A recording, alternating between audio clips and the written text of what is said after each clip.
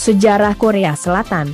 Sejarah Korea Selatan secara resmi dimulai ketika pembentukan negara Korea Selatan pada 15 Agustus 1948, meskipun Syngman Rhee telah mendeklarasikan pembentukannya di Seoul pada 13 Agustus.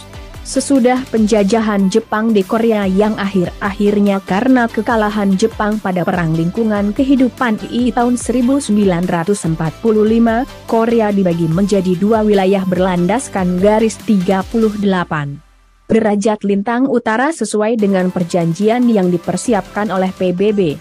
Uni Soviet di anggota utara dan Amerika Serikat di anggota selatan. Uni Soviet dan Amerika Serikat tidak sukses sampai kesepakatan mengenai implementasi penyatuan Korea. Hal ini mengakibatkan pembentukan pemerintahan yang terpisah dengan masing-masing pemerintah mengklaim benar wilayah resmi atas seluruh Korea.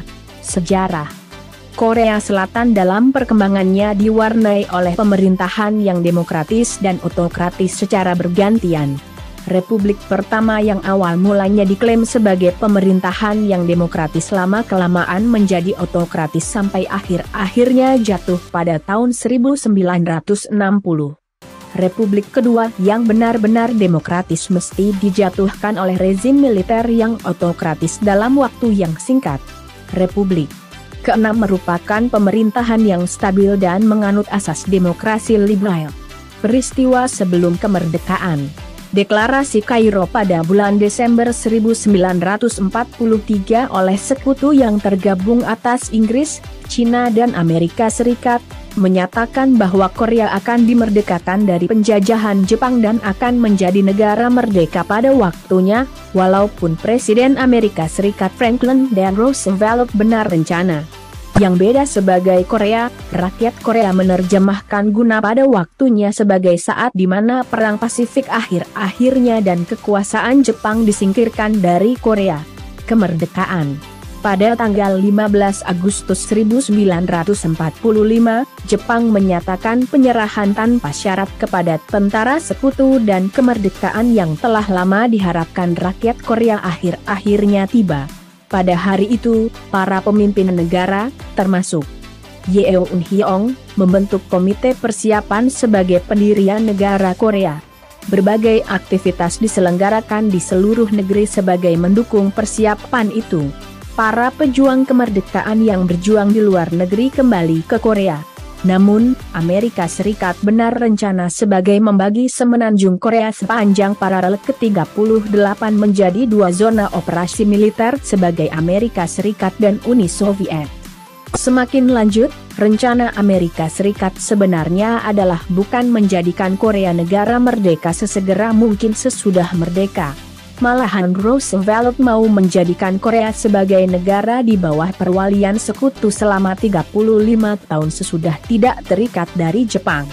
Jenderal Earhart, komandan AS di Korea, mengerahkan pemerintahan militer bersenjata AS, US Army Military Government, dan menjadikan Korea anggota selatan sebagai kawasan di bawah peraturan militer Amerika Serikat. Bangsa Korea sangat kecewa dan geram. Perasaan simpati mereka terhadap Amerika Serikat langsung dingin. Pembagian dan pendudukan asing atas Korea. Hal yang kembali menimbulkan kemarahan rakyat Korea terhadap sekutu adalah kebijakan Moskow pada bulan Desember 1945.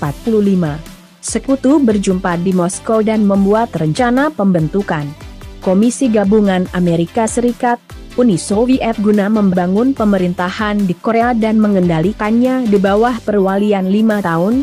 Rencana ini tidak diterima rakyat Korea yang menganggap hal tersebut merupakan pelecehan terhadap usaha dan perjuangan mereka sebagai merdeka dari penjajahan selama 36 tahun. Rakyat Korea melaksanakan protes besar-besaran di seluruh negeri sebagai menentang kebijakan Moskow. Namun di awal 1946, komunis di Korea Utara dan Korea Selatan mendukung kebijakan tersebut karena ditekan oleh Uni Soviet. Sebanyak 2 juta orang yang menentang rencana tersebut mengungsi dari Korea anggota utara ke selatan. Selama periode 1946 sampai 1948, otoritas Soviet memberikan dukungan penuh kepada pemimpin komunis Kim Il-sung. Kim yang datang ke Korea dengan pasukan Uni Soviet telah menjadi boneka komunis yang berpengaruh di Korea anggota utara. Sesudah menyingkirkan seluruh organisasi nasionalis, Kim Il-sung menjadi pemimpin pemerintahan Korea sementara di bawah kendali Uni Soviet. Dengan pengaruh negara komunis tersebut, Kim Il-sung mengkomuniskan Korea Utara. Pada masa pemerintahan Amerika Serikat, prinsip-prinsip demokrasi diperkenalkan di pihak Korea Selatan. Namun, begitu, tentara nasional tidak mendukung kebijakan AS. Demokrasi yang dibawa AS meningkatkan pertumbuhan organisasi-organisasi sosial dan politik, tak terkecuali untuk pendukung komunis. Ketika Partai Komunis Korea, yang mengubah namanya menjadi Partai Buruh Korea Selatan, menghasut gerakan buruh, mencetak uang palsu dan terlibat dalam aktivitas ilegal, pemerintahan militer AS menekan dan memaksa mereka pergi ke Korea Utara. Namun, banyak pendukung komunis melakukan usaha di bawah tanah dan terus menyebabkan masalah-masalah politik dan ekonomi yang pelik di Korea Selatan. Korea Selatan ketika itu dipimpin oleh Syngman Rhee, yang ditunjuk AS sebagai pemimpin pemerintahan sementara Korea. Pendirian Republik Korea Amerika Serikat meminta bantuan kepada Perserikatan Bangsa-Bangsa pada bulan September 1947 mengenai nasib Korea Selatan berikutnya.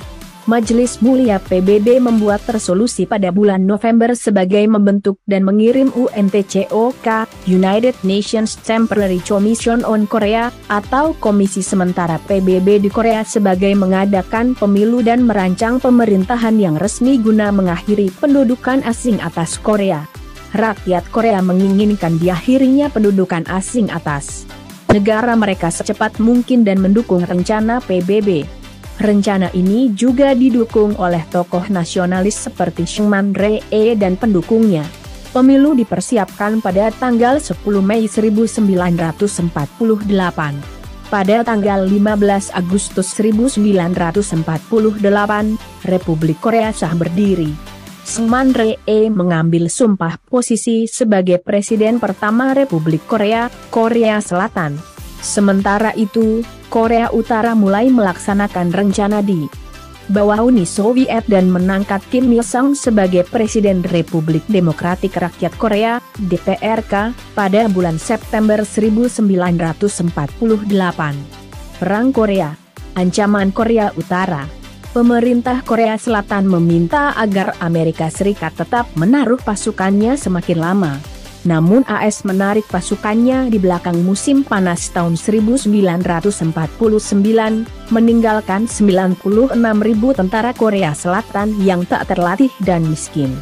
Persenjataan dengan hanya 500 orang penasehat militer AS. Lain halnya dengan Korea Utara yang menerima bantuan perlengkapan militer yang agung, yaitu 200 jet tempur dan 500 tank sebelum menarik pasukannya. Selain itu, 2.500 orang penasehat militer Soviet sedang tinggal sebagai melatih 175.000 pasukan Korea Utara. Pada bulan Juni 1950, banyak pasukan Korea Utara telah tumbuh menjadi 200.000 orang. Dengan pertumbuhan kekuatan militer dan dukungan Soviet, Korea Utara meningkatkan ancaman sebagai menumbangkan Korea Selatan. Meletusnya perang. Pada tanggal 25 Juni 1950, pasukan Korea Utara menyerbu Korea Selatan dari banyak front di sepanjang paralel ke-38. Rezim Kim Il-sung didukung penuh oleh Cina dan Uni Soviet. Pasukan Korea Utara menduduki Seoul pada hari ketiga perang dan perlahan melancarkan agresi ke arah selatan.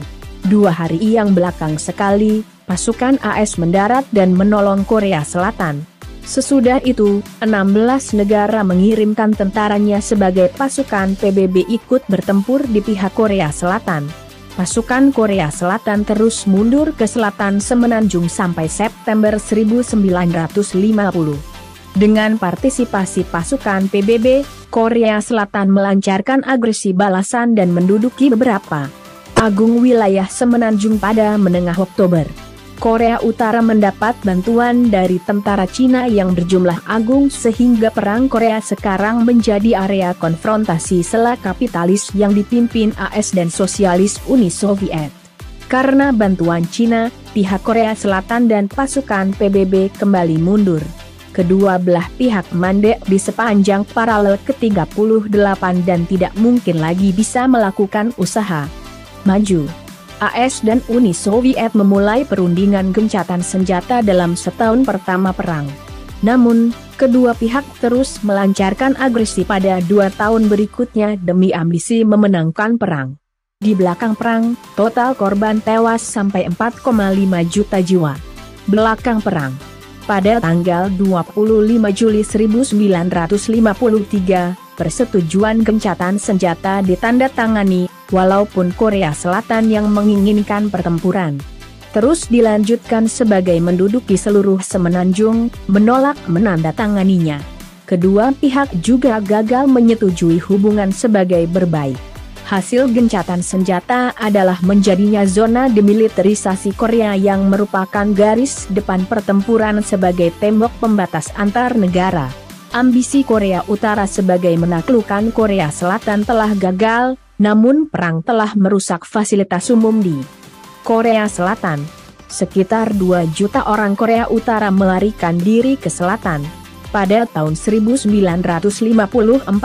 Perjanjian Keamanan Sela AS dan Korea Selatan disahkan dan dengan perjanjian itu, bantuan militer AS ke Korea Selatan dimulai guna memperkuat tingkatan bersenjatanya.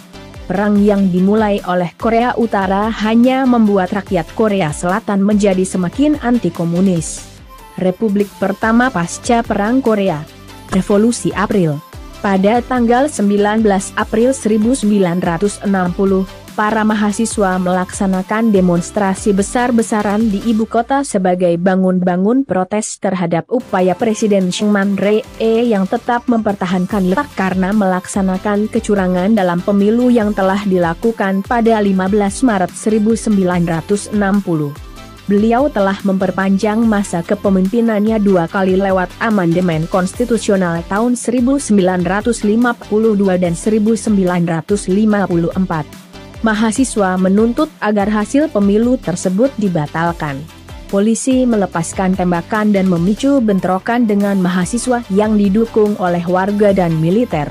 Tentara diperintahkan oleh pemerintah sebagai melakukan usaha ketika polisi sudah tidak bisa lagi sebagai menghalangi para pendemo yang bersama-sama menjadi satu golongan di depan kantor kepresidenan, namun tentara mengabaikan perintah tersebut.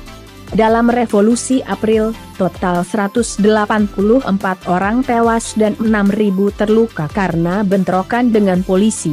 Presiden Rhee dan kabinetnya bubar dan Republik pertama pada April 1960.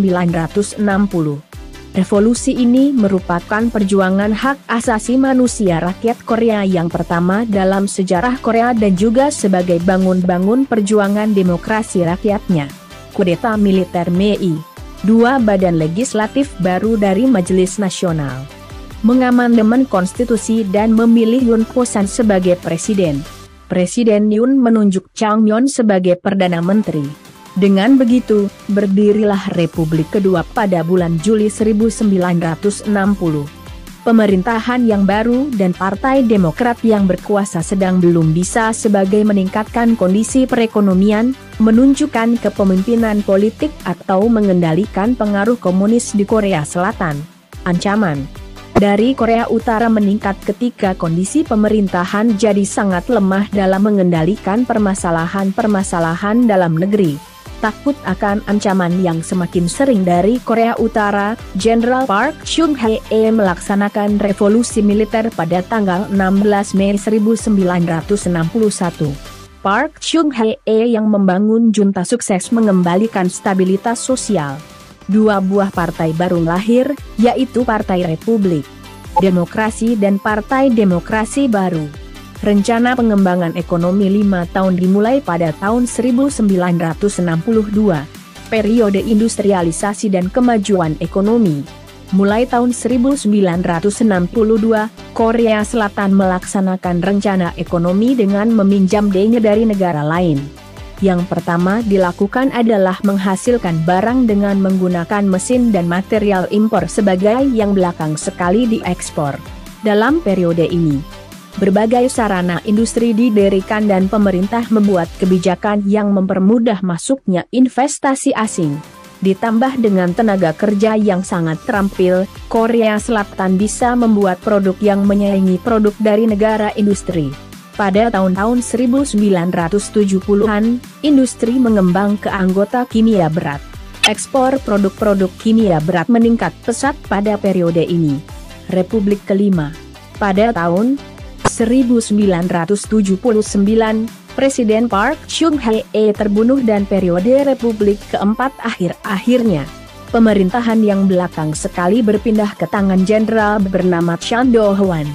Di bawah konstitusi baru, Jenderal Chan terpilih sebagai Presiden Republik kelima. Naiknya Chan disertai ketidakpuasan warga yang menginginkan transisi yang demokratis. Awal periode ini diwarnai dengan peristiwa pergerakan demokratisasi yang terjadi di Gwangju.